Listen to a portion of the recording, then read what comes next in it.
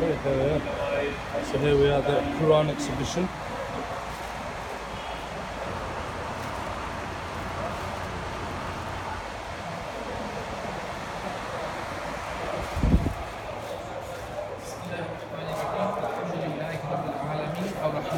مالك يوم الدين إياك نعبد وإياك نستعين اهدنا الصراط المستقيم صراط الذين أنعمت عليهم غير المغضوب عليهم ولا الضالين آمين. دخول enter. It's a little bit dark in here. What is the Quran? Is some good. You can ask some questions in it. So the Quran is the actual speech of Allah, which is revealed to Prophet Muhammad sallallahu alaihi wasallam. May Allah bless him.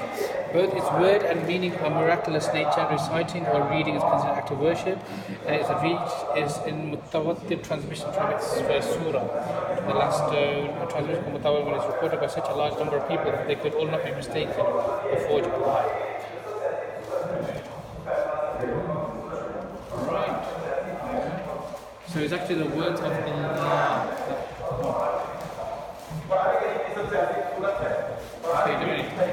Okay, people's condition before the revelation. Okay, so before Islam or the Quran came, for the most part engulfed in ignorance and misguidance. They were worshipped idols, trees, stones, angels, prophets, and the righteous people. They ate dead animals, engaged in usurious transactions, committed all types of sins and foul deeds, and they were given to looting, carrying out raids, and engaging in feuds. Allah sent Muhammad sallallahu alaihi wasallam to call people to worship Allah without associating any partners with Him in order to bring them out of the darkness and into light of the book. And here, this is a ayat. Okay, it's a book which we have revealed to you in order that you may lead mankind out of the depths of darkness into light by the leave of their Lord to the path of exalted and power worthy of all praise. Previous scriptures, again I was talking about previous scriptures to Ibrahim, Zabur, Dawood, Torah to Musa. So hold on. He sent down Suhuf to Ibrahim Islam, Zabur to Dawood, Torah to Musa Islam, and Injil to Isa Islam.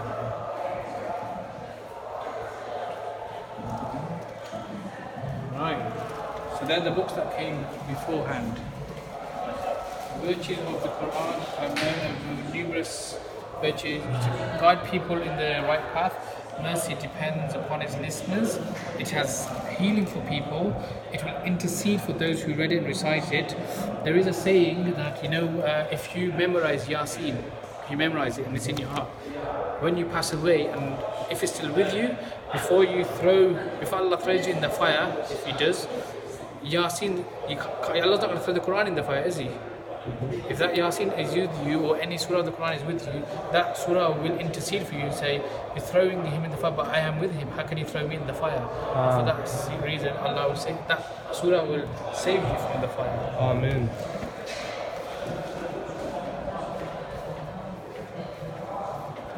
So there's plenty of a lot of some benefits of reading the Quran on a Friday. Number of surahs recited on Friday. Some of these the believer reads himself, such as Surah Kaf. Some he listens to from the Imam during the Fajr prayer and Friday prayer. Some he listens to the Friday 7. So Surah Al-Kaf, Al-Sajda, Jumu'ah, Khashiyah, Al-Ala, Al-Insan, Al-Munafiqun. They're the surah that I recommend to read on Friday. Now, what proof is there that Quran is the truth? Miracles prove that it can't just be written by a normal standard human being. Anything our Prophet was not aware of his time and did not witness, was not aware of the details. This includes lack of knowledge of the past. So this includes all unknown past events of the Quran mentioned, such as the creation of the universe, how the past nations led the lives, the miracles that the prophets performed to call upon the truth, and how Allah destroyed those who rejected those who believed them. Lack of knowledge of the present. This includes those events that took place at the Prophet's time and which he did not know about. He only informed his followers about them through the revelation. So there was no internet, there was no messages coming from China or America. So, being in the desert land, how is he to know what's going on around the world? These are obviously revelations. And the future, which is very important, the future events such as signs of the approach of the end of the world, what happens to the dead in the grave, the temporary of the day of resurrection, paradise and hellfire, and prophecies that he made that took place after his death. Not everyone is qualified to talk about Quranic miracles and the type, therefore we must be very careful. So again, past, present, future, we have technologies these days that is bringing out what's already been said in the Quran. Scientific miracle, Allah subhanahu wa ta'ala says, we will show them Quran signs in the universe as well as within themselves until it becomes clear to them that it is the truth. The Quran is replete with verses urging us to contemplate the vast universe and the human body, all of which point to its amazing intricate creation, the greatness of the Creator, as well as the truthfulness of the Prophet sallallahu alaihi wasallam. Allah created human beings, knows for what is best for them. Does he who created not know them? He is all pervading and the all aware. He has laid down for them laws which serve to purify them, by happiness improve the condition the Quran has revealed contains and all provision suit for their circumstances perfectly well until the end of time.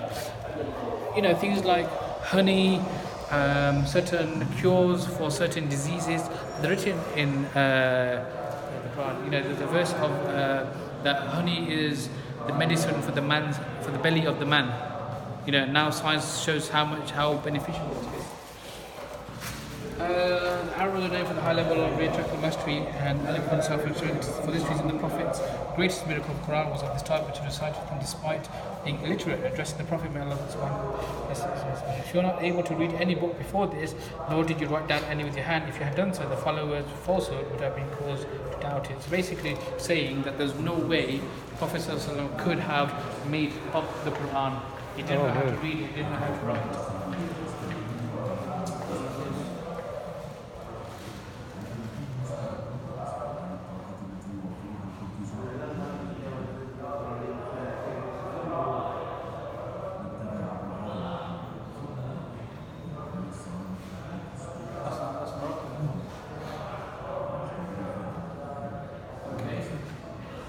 We've been down there.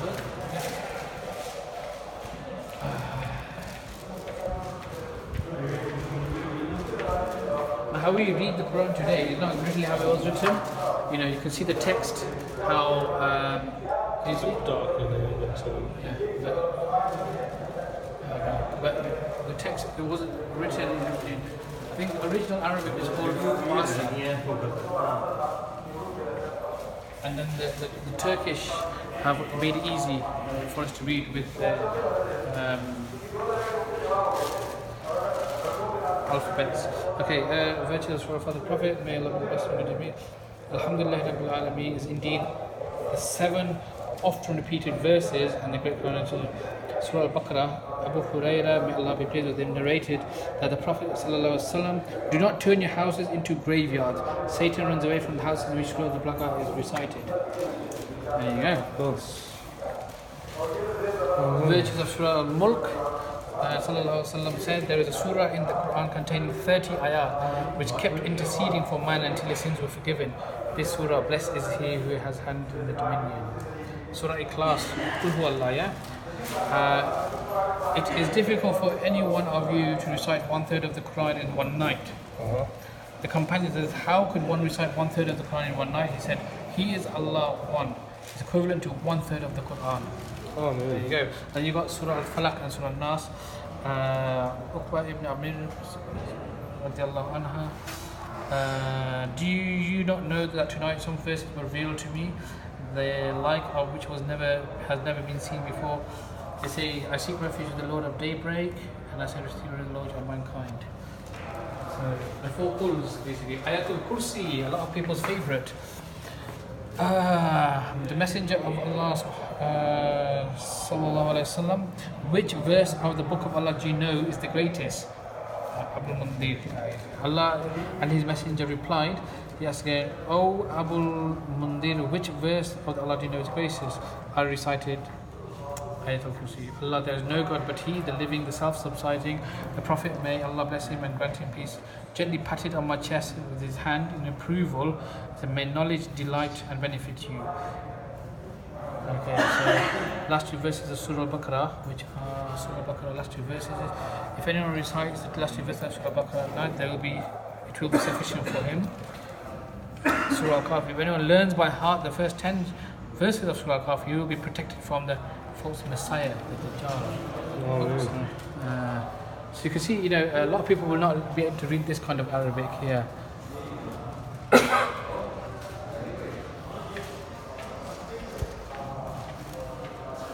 Have we have a look at this here? Let's have a look. Okay. The copy of the Quran attributed third, rightly guided Khalif Uthman ibn Affan, may be pleased with him. Handwritten in the old version of the Kufi script and kept in Topkapi Palace in Istanbul, Turkey. This was copy of the original. So you can see how the Quran was written. Is this how it was written? Yeah. So this was given to the Khalif Uthman ibn Affan. So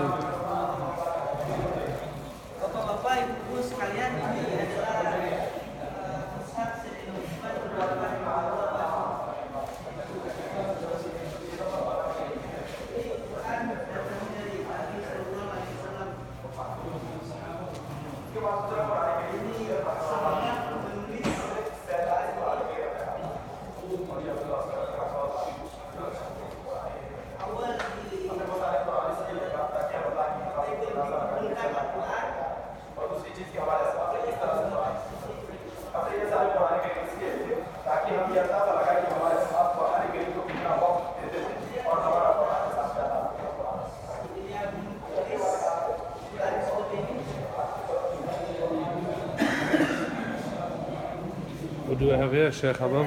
Huh? So, what I was saying earlier, like the Quran that you see in there, the Quran that a lot of us read today, it's basically Uthman's version was written in an old Arabic script that left out most of the vowel marking. You know, like Zabr, Zair. So here you can see, if you were to read this, if you know how to read this, you would do this Yansab Ar-Sama. See, you wouldn't know what to say to Sami, Sama, or what.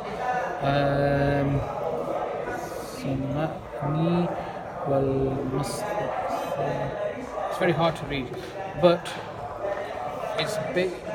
It's several orders are different in minor points. The Quran is always written in the Uthmanic Rasam. Oral recitations were fixed gradually to prevent any mistakes. As Quran is complicated annotated in the Uthmanic Rasam with Rasam with various diacritical marks and vowels. Yeah, so you know, like the Zabr, Zair, and the all this sort of grammatical, they were written so you don't make mistakes when reciting them. The calligraphic panel, Sultan Mahmud II, Turkish 30th Sultan of the Ottoman Empire, he wrote numerous calligraphic pieces of the Quran during his, he took 2 copies of the Holy Quran he wrote himself in the calligraphic paintings. He died in 1255. Is that one of the originals? There are a few people that I do know that can read without all the Zabr, Zair and everything. I mean, but for us it's been very difficult. What's down there? It's just the talks. That's a tour guide. And here we're going to have all different variations, I assume. So this is a very old copy of the Quran, handwritten Al-Maghribi, which is on deerskin by Ali ibn Muhammad al-Baytali. So they used to write on deerskin. 1 second, bro. Let's start on this side. Consider it. So this is a very old copy of the Quran, written in Al-Muhaqqaq script by calligrapher Abdullah al-Sayrafi in 743 AH. What's AH? It's what's Adi Rose AH? I know AD, but AH. After Hijri, sorry. After Hijri. Yeah. After Hijri. So 743 after Hijri. It is characterized by its beautiful execution. Alright, okay. Decorations.